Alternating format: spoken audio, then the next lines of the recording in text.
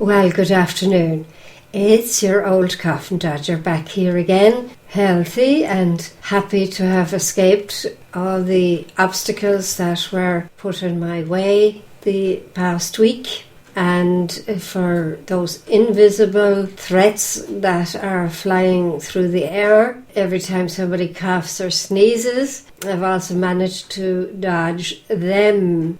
I'm getting quite used to people turning the other way now when they see an older person approaching, and I'm having a great time studying behaviour. Wherever I go, I take in how people are responding to all the current brainwashing or indoctrination or conditioning. There are several different descriptions for what is going on. I even got one horrible dirty look for trying to help somebody there during the week, or just making a suggestion because she was looking for something and I remarked something on it, and I think her companion who was with her, she was the one that gave me the dirty look, as if I was going to infect them just by being there and talking. So a lot of thoughts have been going through my own mind. We Irish always did have a reputation of being extremely hospitable, but we never had a reputation of kissing and hugging and greeting with 3 kisses like the Arabs or the Southern Europeans in the Mediterranean region. They are very, very good at that, and but we don't have that culture here. And I remember doing a little study years and years ago, probably 3 decades ago, on how on the different distances people in different countries put between each other when they're talking to one another. And there is a difference. In some countries, like India for example, people tend to move a lot closer to the other person, and as a European I would find that uncomfortable. Too close for comfort kind of thing. So I'd find myself taking that little step back from, to keep that distance that Europeans are more inclined to keep. And I think it has to do with the population as well. In countries that are densely populated, they are so accustomed to living really in close proximity with one another. It's a cultural thing. And we in Ireland, we are used to having so much space around us. And we automatically transfer that then to the distance between one another when speaking. And in other countries then, they are really, it's what's called keeping at arm's length. There really is that distance between people. That's the comfortable distance. And that's kind of the way I like it myself, but I do like the hugging and the kissing, saying hello and saying goodbye again, because I picked that up on the continent. But it is a very interesting area. But when this word social distancing came up early this week, for me anyway, it drove me quite mad, because it became a buzzword within days, within hours. People were talking of social distancing as if they'd been thinking about it and working with it all their lives. But the problem is with social distancing is that a lot of older people are now without company. And that's what I'm just going to look at right now, is the impact that isolation, any social isolation, has on the psyche of any human being, but especially older people. Whoever is pulling the strings of society now is using the vast experience of social engineering experiments, and they have been carried out for decades and for centuries, as far as I know. And these now are being implemented, and successfully, of course, because they know how we function. They know how people tend to react. These situations have been studied in laboratories with animals, first with intelligent animals, then it's carried out with volunteers, and then it is transferred to a societal situation, and people behave in the desired manner if the proper triggers are used. A lot of older people are quite used to being on their own, but that is more or less a choice. They can go out and mix if they want to, and many of them do. They go to bingo and they go to whist drives and different social events to be among other people. But they don't mind being alone. But when isolation is not only prescribed, but it's more or less forced, it's a whole different situation. So after a few days of self-isolation, I remembered something I read a long time ago, and it had to do, it's a very sad study as well that was carried out with children in Nazi Germany. So they had two cohorts of children in two rooms. And in one room, the children were very, very well taken care of. They got the best food. They had whatever toys were available at the time. They were dressed well. They were never left in their soiled nappies. They were changed straight away. So physically, they were very well looked after. But they were never spoken to. They were completely ignored, never comforted, never given out to either. They were simply not spoken to and never ever hugged. But everything else was taken care of. They were fed, washed, dressed and whatever. In the other room, they had the same number of children of the same gender mix, and they were neglected. They got very low food rations. They were left in their nappies to scald at times, but they were spoken to and comforted and interacted with. And at the end of the study, they looked at the survival rate. And I'll give you 3 guesses as to where the highest survival rate was. It was in the room where the children were spoken to, not in the room where they were well taken care of. So that was a social experiment of isolation. Isolated the child from the word. And the word is so important. Words and exchange is so important to the human being that when they are subjected to longer periods of isolation, it can have a profound detrimental effect on these people.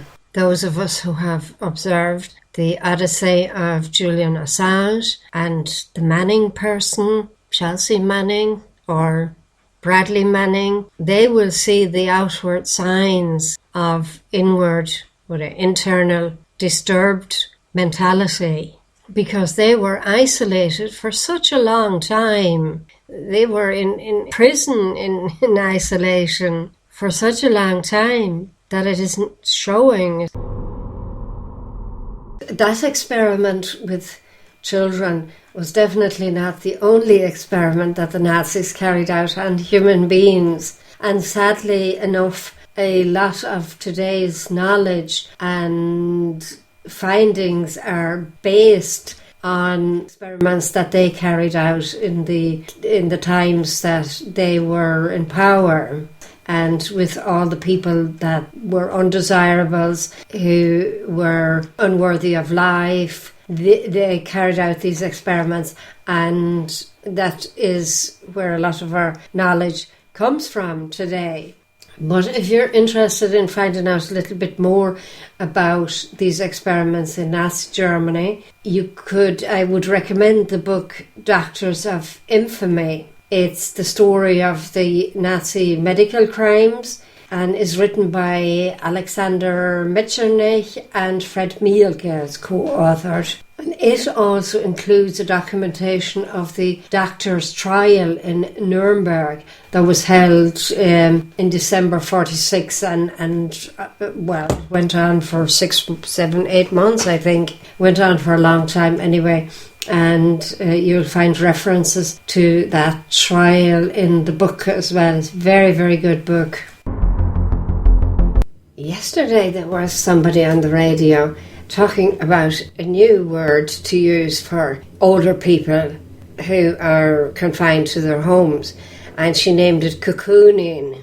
And we all know that a cocoon is one of the stages of butterfly development.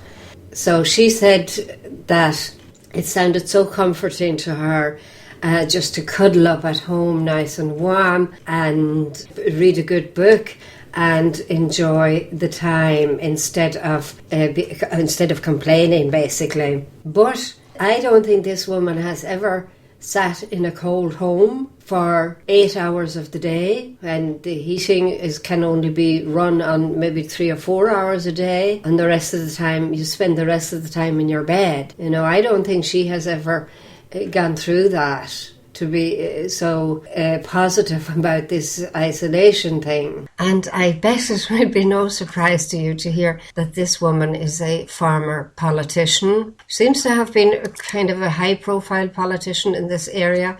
I don't know her personally, and I don't know her as a politician. I think she is retired on a good pension, able to afford her heating to keep her warm all day long, so she doesn't mind staying at home without having the opportunity to go out and meet people. So really these are the type of people that are telling us how to feel. I mean, you can give us the instructions, right?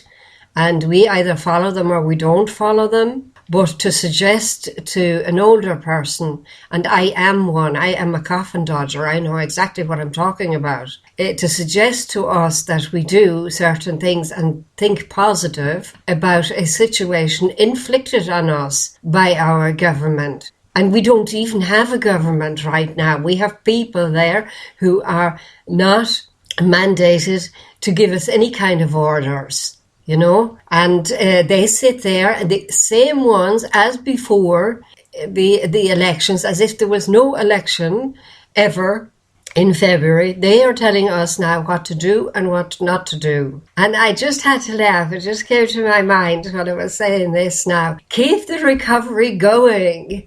Oh dear, keep the recovery going. Thank you for the recovery. So keep this recovery going as well. You're responsible now for this recovery. You know it all. You had all the answers, didn't you? Keep the recovery going. People dying on the streets, and you're talking about recovery. Well, I'm telling you, you come up with a solution soon. And the solution is, to be quite honest, to listen to none of ye. Throw you all out of government. Disband and go home and leave it to people who are able to, who don't have their own interests on their minds from morning till night. How will it take? I bet you'll be there till May, because that's when your pension gets bigger. So, and while I am on a rant right now, I will rant about hospitals. I will rant about the HSE. I will rant about a hospital near to me who is allowing people, visitors, into the hospital even though it has been prohibited, even though there is security everywhere approaching you in a very intimidating manner, asking you where you're going, what you're doing there, who you're visiting, and several other questions. They allow 4 people to a bed. I'm just saying this now, and I know you're all going to come out with your compassion and the death and the dying and all this kind of thing, but there are 4 people in one room, right? they have already been reduced, the amount of sick people in one room. There is one who is very immune compromised because he has diabetes, he has different other conditions, underlying conditions. At present, there is a pre-final man in the opposite bed. And may God help him, he's going to meet his maker. And he is dying, and everybody is very, very sad about it. And I don't disregard that for 1 minute. But when 4 visitors come into that room, march in, and the man, there's no contact with the man whatsoever. He's not engaging. So they just chat among each other for I don't know how long. Then they get phone calls and they're chatting on the phone with somebody. And then they approach the opposite bed for looking around. So, and that is allowed. It's totally inconsistent with everything that we are being told to do or not to do. I'm really, really cross right now. It is criminal in my mind. Last week, it was 1 visitor per patient, and that was written down on a list for the security man to check it out, that each patient would have only 1 visitor every 24 hours. And now we have 4 visitors in a time of high alert, emergency, martial law. 4 people coming in unchecked, and don't tell me for 1 minute that these people are going to tell the truth about where they've been, who they have spoken to, what they have been doing in the time that they are not at the bedside. Because if they don't care about other people on the ward, they're not going to care about other people outside either. Oh yes, and I forgot to say, they actually use the toilets as well. They go into these intimate facilities which are meant for patients, and they should be scrubbed down every time somebody from outside uses them. So I have nothing against a dying patient having visitors. But I do believe, as a Christian, and I don't know if this man is a Christian, if he's Catholic or Protestant or nothing at all, but the last thing a dying person should hear would be a word of hope, a word of God, a prayer, something he had learned throughout his life to rely on, something he'd learned maybe to reject, but here it is back again, telling him that God loves him and that God is ready to forgive him and to prepare in a spiritual way for the passing. These are things that should be spoken about at the bedside, not about worldly things and what's going on outside. Not too much anyway. So I am very, very disappointed, and I hold you responsible, Simon Harris, because you are inconsistent from day one. You lied to get elected in the first place. You lied about life. You lied about wanting to protect life. How you'd go out of your way to support the people who were opposing abortion. And then you came in and you were the one who started these laws. You were the one who started the propaganda. You were the one who are responsible now for all these deaths per month. Not a chance at life. So don't you pretend to me that you're interested in life and in saving lives. You are interested in saving your life, and that's just about it. You are a very, very selfish man. I actually worked in healthcare for over 40 years, and I helped to develop the profile of an oncology nurse, and I built up departments in a new hospital, and I introduced the hospice idea into our hospital so that patients would have a comfort care in their last days. But this is an unprecedented occurrence, and we knew how to isolate people. We knew how to work around infectious diseases and all that. So, I'm not just talking like somebody who has blown in from I don't know where and knows nothing about what they're talking about.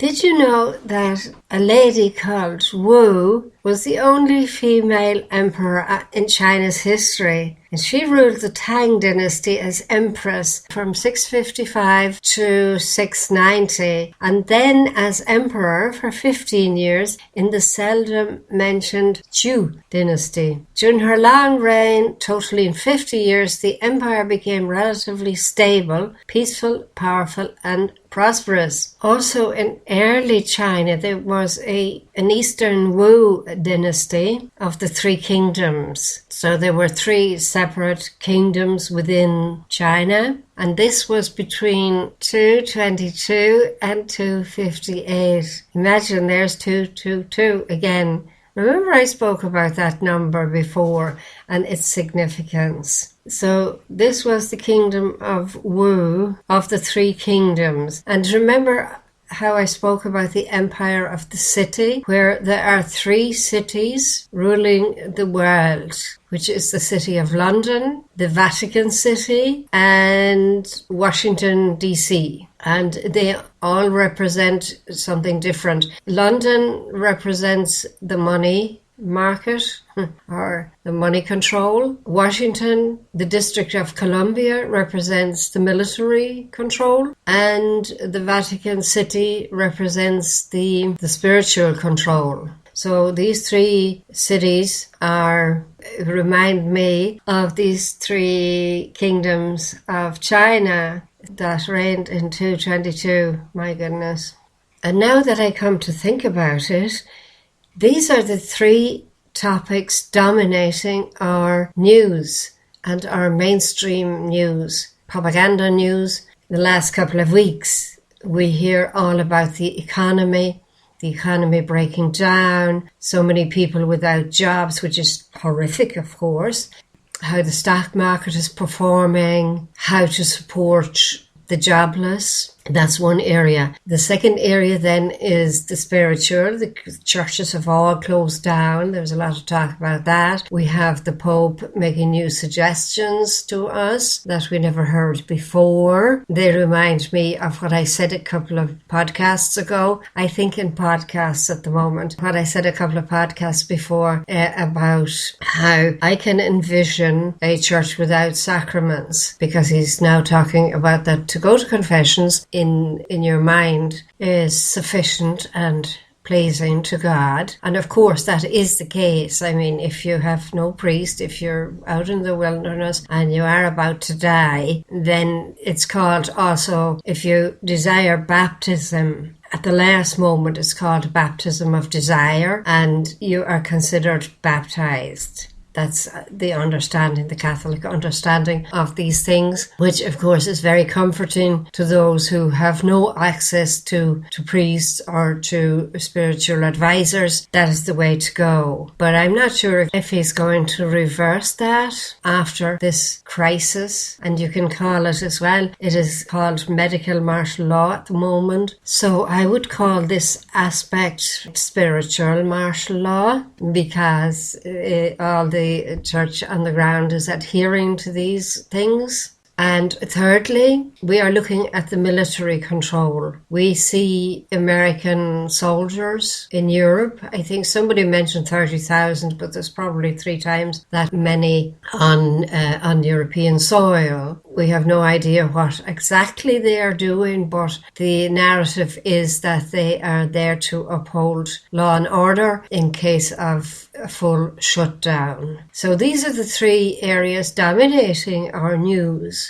But we never link them to these 3 cities, the empire of the city. We're just not that educated enough on these things to see any link whatsoever.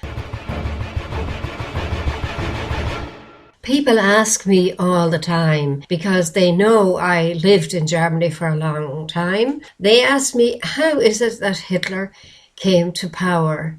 The Germans are stupid, or all the Germans supported it. Of course they did. But I can only answer, look at what is going on now under your noses, and you will know exactly how Hitler came to power. He sold the idea that killing Jews would be beneficial to society. He sold the idea that getting rid of useless eaters was beneficial to society. He sold the idea that to conquer other countries and bring them under his control was a good idea. This is the exact same thing happening. It just has a different name. It's called the VIRUS.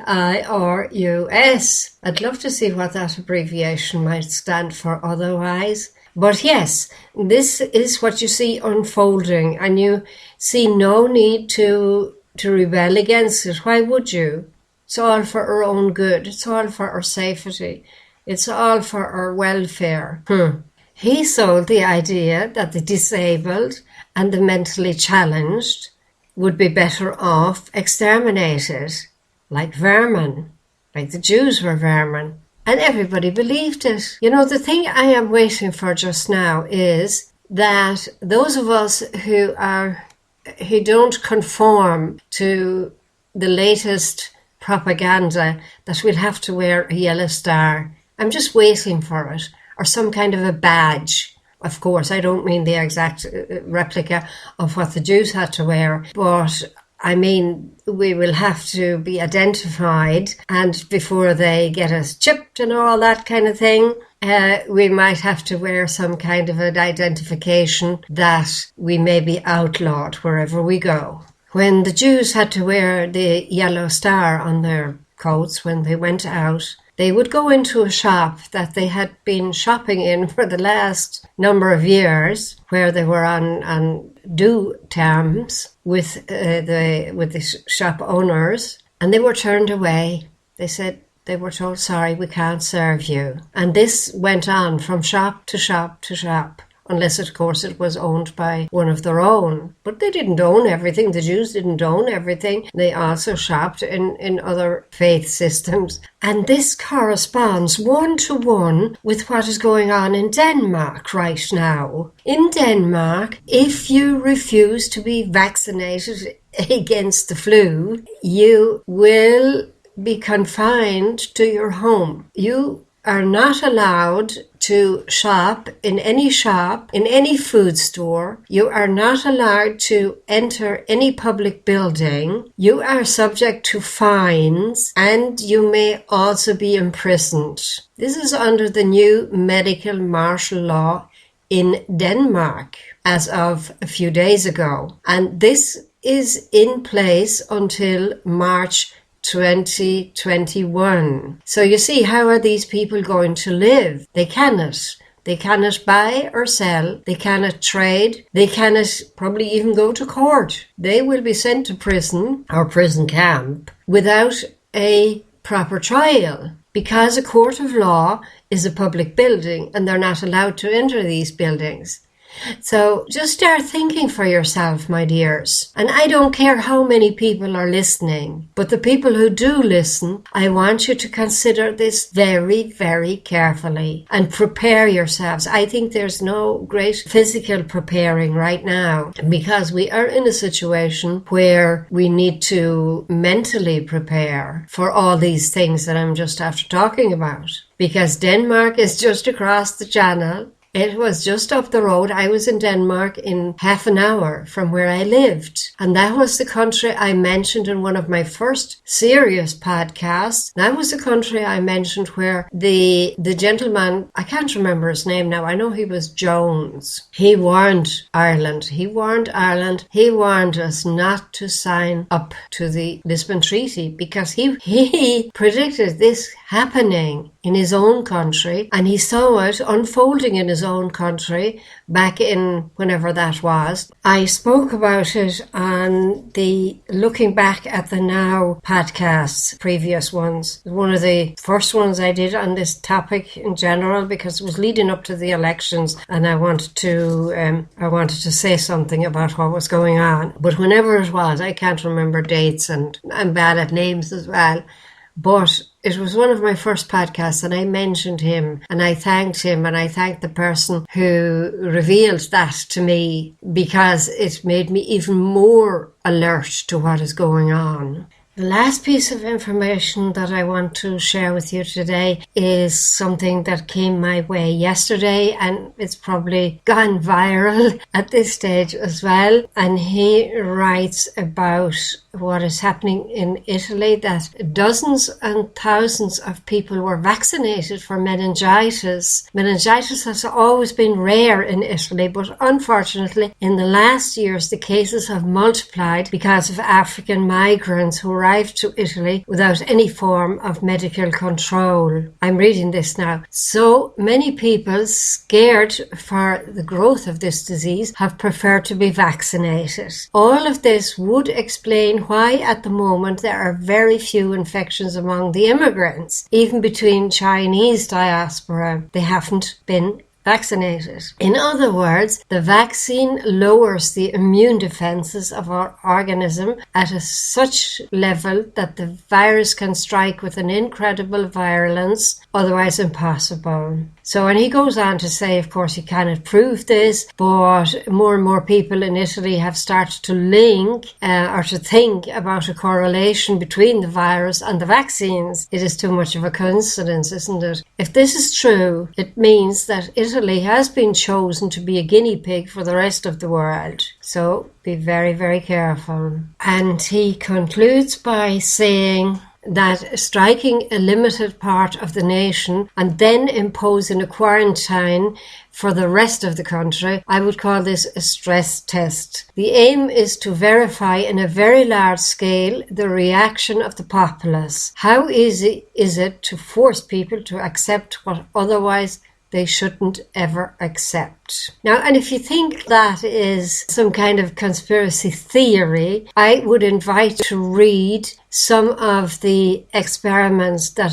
I will attach below this video or this audio, where people, unsuspecting people, were experimented upon. And the most interesting one and the best known one is the Milgram experiment. A lot of people know that from Peter Gabriel because he sings about it on one of his albums. These experiments are totally unethical and immoral, no matter in what period they were carried out, but they have been carried out on unsuspecting individuals and groups and members of society, on vulnerable members of society. And so for that reason, I personally do not trust anyone right now. After that, I went and looked to see if I could find anything else about the vaccinations in Bergamo, and I read here that after the 5th case of meningitis sepsis in the Bergamo area,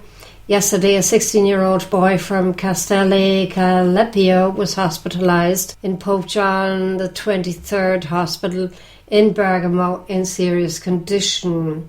And this person goes on to say then Galleria therefore recalled that on 27th of December, 2 extraordinary centres were opened in Villongo and Sarneco so as to vaccinate all the residents of that territory. On January the 2nd, then, there was another case of very aggressive meningitis C strain. We therefore immediately expanded, continued Galera, the health safety belt by offering vaccination free of charge to citizens up to 60 years of age and extending it not only to residents but also to those who work permanently in the municipalities most exposed to the risk of infection. We then are opening surgeries in Iseo, Paratico, Credaro and Gandosso, and during the week we will also open in Castelli Calepio following an inspection that the ATS will carry out to verify the suitability of the premises made available for the municipal administration. So this was posted by a person who received a phone call from the Minister of Health, Roberto Speranza, and they thank him for this information. And so another person notes here that in Bergamo on the 4th of January 2020, queues and crowds this morning at the Atz of Sarnicio a municipality in the province of Bergamo overlooking Lake Iseo, to get vaccinated against meningitis after the 4 cases of meningitis with 2 deaths found in the last month at the Basso Sabino. The population was literally panicked. The influx, which began at dawn, led the mayor Giorgio Bertasoli to set up a municipal civil protection garrison tomorrow and Monday, starting at 6, to avoid the various problems encountered today. The presence of the Blue Cross of the Lower Sabino is also expected to distribute the numbers that will regulate the influx. The first citizen also reported on Facebook that he had asked for the opening of the room adjacent to the ATS of the elderly centre to make people wait in the heat. And this is on a site called flutrackers.com. I will also attach this one.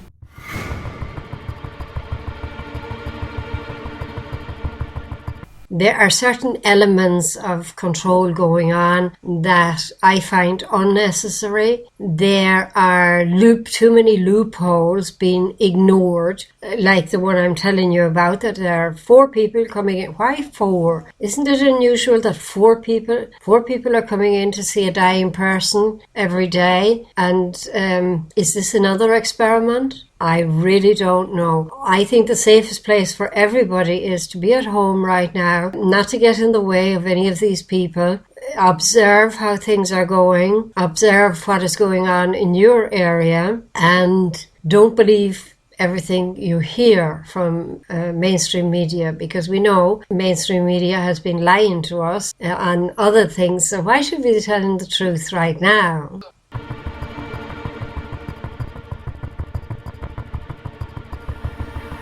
Most of you will know how I finish my podcasts.